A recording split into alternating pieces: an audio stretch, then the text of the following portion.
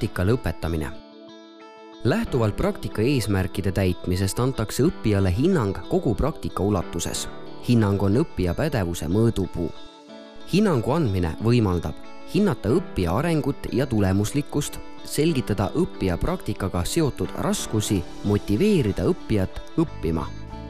Hindamise käigus saab õppija teada, millega ja kuidas ta toime tuleb, mis vajab rohkem tähelepanu. Juhendaja saab teavet õppija oskustest ning arendamist vajavatest valdkondadest. Hindamine on oluline õppeasutusele, et määratleda õppekavas probleemsed valdkonnad ning tööandjatele, andes ülevaade praktikale tulevate õppijate tasemest.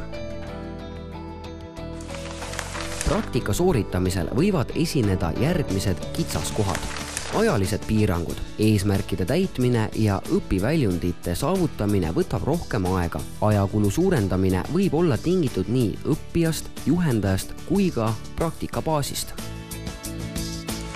Konkureerivad nõudmised. Erinevate ootuste ja nõudmiste korral valib praktikabaas esmalt siiski oma põhifunktsiooni ja asutuse huvid ning õppija vajadused võivad jääda tagaplaanile.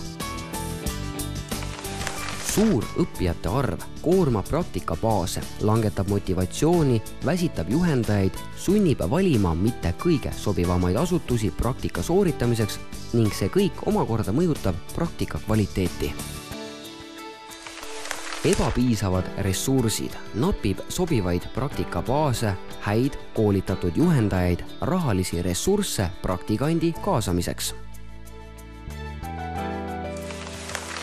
Sageli toob praktika kaasa väljakutseid, mis eeldavad teadlikku lähenemist, oskust probleeme märgata ja neid ka lahendada. Praktikandiga seotud probleemide lahendamine on lihtsam, kui tööandja näeb praktikandis oma tulevast töötajat.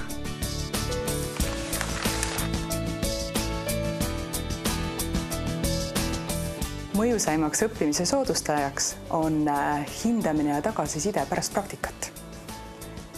Ning kõrgkoolile samuti pärast praktikat saadud tagasiside on oluline selleks, et parendada õppekava kvaliteeti ja edasi arendada uusi praktikaid.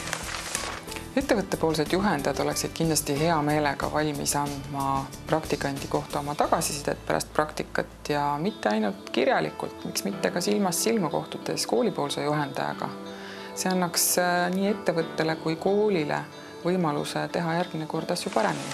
Tagasiside saamine ja andmine on alati väga väärtuslik, kuna annab võimaluse tudengil määratleda oma tugevaid ja nõrku külgi.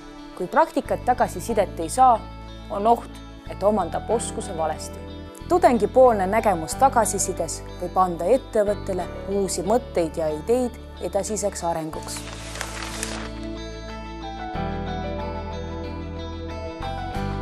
Probleemid, mis võivad esineda praktika korraldamisel, on teinekord seotud sellega, et teoreetiline põhi ei ole piisav, et üliõpilase teadmised ei ole piisavad.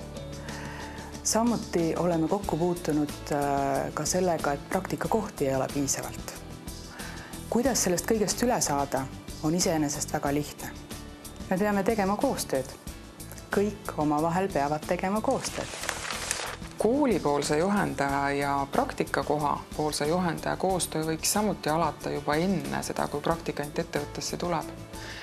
See võimaldaks praktikat paremini planeerida, eesmärke sobilikumalt seada ja lõppkokkuvõttes tooks see kasu kõikidele pooltele. Hea praktika tulemuse saavutamiseks on oluline, et kõik osapooled panustaksid võrdväärselt. Tudengi jaoks on väga tähtis, et teda väärtustatakse, usaldatakse ning vajatakse.